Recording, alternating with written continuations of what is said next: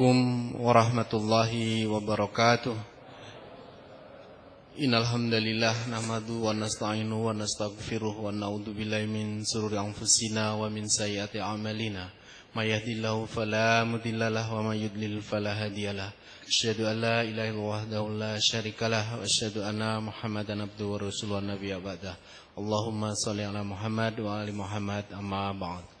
Yang kami hormati Bapak General Manager PT Pelayan Persero Distribusi Jakarta dan Tangerang rahimakumullah. Yang sekali lagi yang kami hormati Ketua Jamaah Dakwah Islamiyah PT Pelayan Persero Distribusi Jakarta dan Tangerang Bapak Insinyur Irwan Zainal Nasution. Dan yang kami hormati para manajer bidang di lingkungan PT Pelayan Persero Distribusi Jakarta dan Tangerang, para deputi manajer, dan yang kami hormati dan kami cintai Bapak Ustadz Dr. Miftah Farid dan para undangan yang berbahagia. Puja dan syukur malah senantiasa kita panjatkan kehadirat Allah SWT atas karena nikmat taufik hidayah yang Allah limpah ruahkan kepada kita hingga kesempatan siang hari ini. Salawat dan salam semoga senantiasa tercurah kepada junjungan kita, uswah kita, khutwah kita, Nabi Allah Muhammad SAW, serta para keluarganya, para sahabatnya, dan seluruh umat yang istiqomah menegakkan sunnah dan ajaran yang di zaman. Bapak-bapak, ibu-ibu sekalian, pada kesempatan hari ini Jamaah Dakwah Islamiyah bekerja sama dengan Badan Kesehatan Karyawan mengajarkan kajian Tarhib Ramadan yang insya Allah akan disampaikan yang setelah sebutkan tadi, yaitu Dr. Miftah Farid yang akan menyampaikan kajiannya. Dan yang kedua, sekali lagi kepada para jamaah untuk mematikan HP dan alat komunikasinya demi kelancaran kita semua. Dan kami mohon kepada Ustadz nanti di akhir ceramahnya untuk ditutup dengan doa. Demikian disampaikan pemberitahuan dari Tamir Masjid. Billahi taufiq wal hidayah wal minkum. Assalamualaikum warahmatullahi wabarakatuh.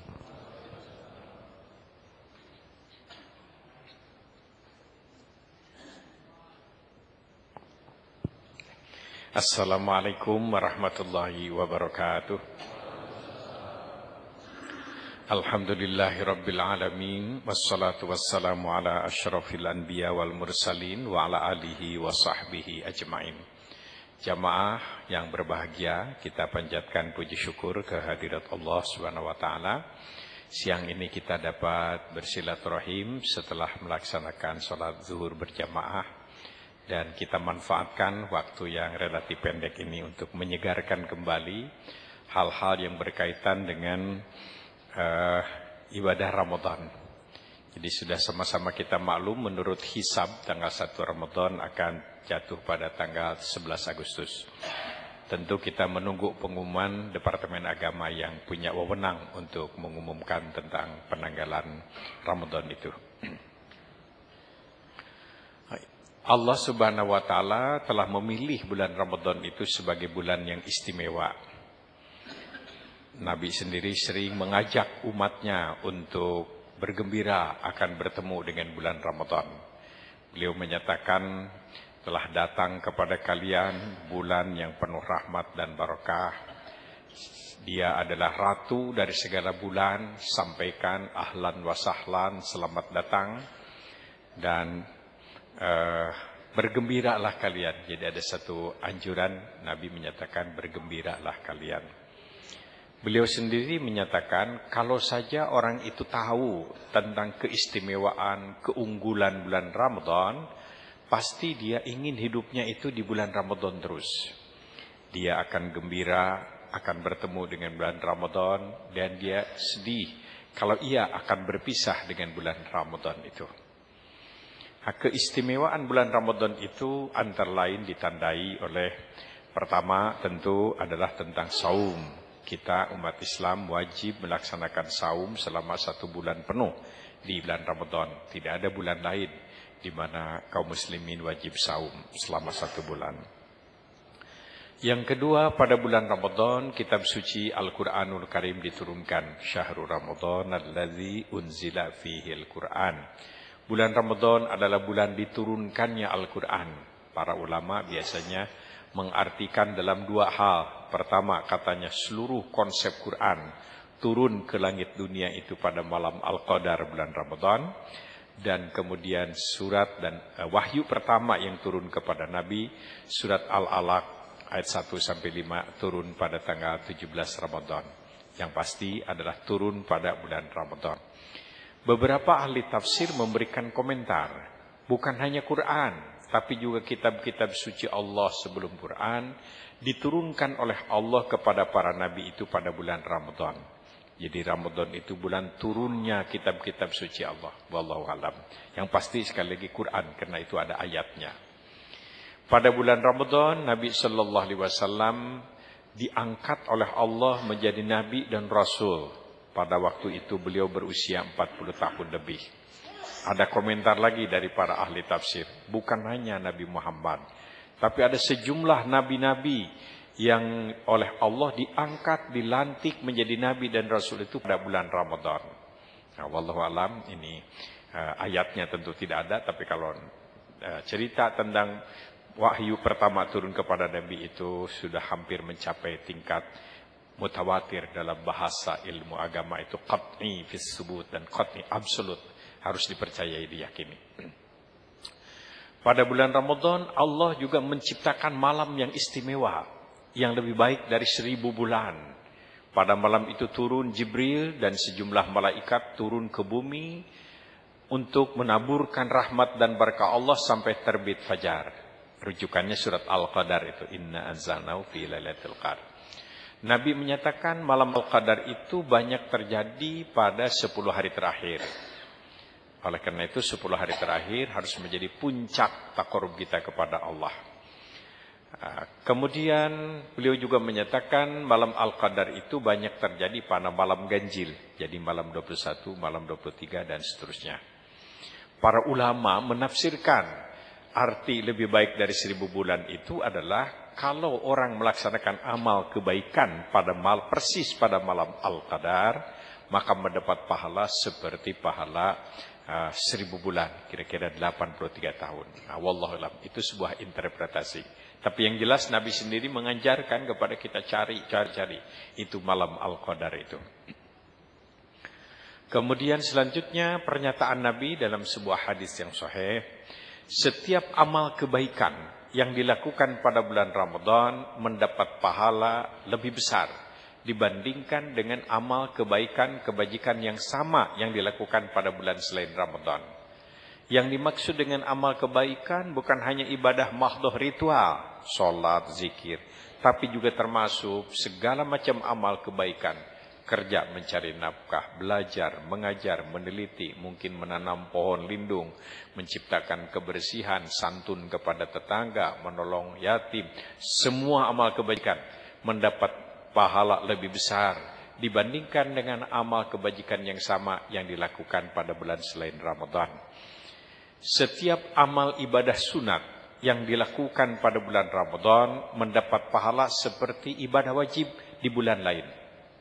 Setiap ibadah wajib yang dilakukan pada bulan Ramadan mendapatkan pahala 70 kali lipat dibandingkan dengan ibadah wajib yang sama yang dilakukan pada bulan selain Ramadan.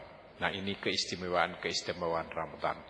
Lantas hadis juga menyebutkan Ramadan itu adalah merupakan bulan dikabulkannya doa. Jadi dalam perjalanan hidup kita ada saat-saat di mana seolah-olah pintu aras dibuka oleh Allah dan setiap doa dikabulkan oleh Allah Subhanahu wa taala. Beberapa hadis menerangkan, pertama dalam perjalanan hidup secara keseluruhan saat kita melaksanakan ibadah haji. Itu yang seumur hidup satu kali itu wajib. Dalam skala tahunan bulan Ramadan. Dalam skala bulanan 13, 14, 15 yang dianjurkan saum itu. Dalam skala mingguan hari Jumat. Dalam skala harian ada sulusul lail, sepertiga malam. Dari sekian itu ada juga saat-saat sujud katanya. Nah, itu adalah saat-saat dikabulkan doa. Nah, bulan Ramadan adalah syahrul ijabah. Karena bulan Ramadan ini memang merupakan bulan yang istimewa, sehingga tidak kurang dari 10 gelar diberikan Ramadan itu. Syahrul Siyam, bulan puasa, Syahrul Quran, bulan Al-Quran, Syahrul Tilawah, bulan bacaan Al-Quran, Syahrul Ijabah, bulan dikabulkannya doa, Syahrul Najah, bulan keselamatan, Syahrul Jud, bulan kedermawanan, kemudian disebut Syahrul Sobri, bulan kesabaran, Syahrul Rahmah, bulan kasih sayang. Syahrul Barokah, bulan yang syarat dengan keberkahan. Syahrul Maghfirah, bulan ampunan. Ada sebut lagi Syahrullah, bulan Allah. Sayyidul Syuratu, segala bulan. Sejumlah gelar diberikan untuk Ramadan itu. Ada hal yang menarik dalam catatan sejarah. Ternyata bulan Ramadan itu pada zaman Nabi merupakan bulan prestasi. Jadi kemenangan-kemenangan yang diperoleh oleh beliau balik dalam dunia militer, politik, dan dakwah itu justru diperoleh pada bulan Ramadan itu. Kita baca singkat sejarah. Tahun 2 Hijriah. Itu umat Islam waktu itu umat Islam baru 1 tahun berada di Yathrib, orang Muhajirin tentu. Artinya banyak yang masih belum punya rumah karena memang waktu itu belum ada BTN kan. Nah, belum ada, tentu kalau PLN belum ada. Jadi masih ada yang tidur di bawah-bawah pohon kurma. Tiba-tiba orang-orang musyrik melakukan penyerangan. Terjadilah yang disebut perang Badar Kubro itu. Sebuah perang yang tidak seimbang. Mereka menggunakan 1000 orang pasukan terlatih. Nabi hanya bisa mobilisasi kekuatan rakyat 313 orang. Dari segi infanteri sudah enggak seimbang. Kavalerinya juga begitu. Mereka menggunakan ratusan ekor unta dan kuda. Nabi hanya menggunakan beberapa belas ekor kuda dan unta. Tapi luar biasa, perang yang terjadi tanggal 17 Ramadan itu dimenangkan oleh umat Islam. Biasanya komentarnya barokah Ramadan begitu. Kemudian tahun 3 Hijriah mereka dendam, menyerang lagi. Terjadi perang Uhud, waktu itu umat Islam dapat musibah karena pengkhianatan orang-orang munafik, Abdullah bin Ubay. Sekian ratus umat Islam tertipu dan kemudian pasukan Rumat, pasukan panah juga turun dari bukit sehingga bukit dikuasai lawan. Nah, terjadi musibah. Hamzah, Mas'ab dan beberapa sahabat sekitar Nabi gugur sebagai syuhada. Nabi sendiri beberapa buah giginya rontok. Tapi pada bulan Ramadan berikut, Ramadan setelah perang itu, Nabi melakukan konsolidasi prajurit, membangun kembali moral prajurit. Dan tahun 5 Hijriah terjadi lagi yang disebut perang Ahzab. Ini seluruh kekuatan non-muslim. Yahudi, Nasrani, Majusi, yang musyrikin, yang munafikin, preman-preman, yang sakit hati. Bersatu semua menyerang umat Islam. Sehingga disebut perang Ahzab, golongan-golongan. Tapi Nabi membangun sebuah strategi, membangun Khandak itu. Sehingga perang Ahzab ini sering disebut dengan perang Khandak. Tahun 5 Hijriah. Itu dimenangkan oleh umat Islam justru pada bulan Ramadan. Kita baca lagi proklamasi kota Makkah.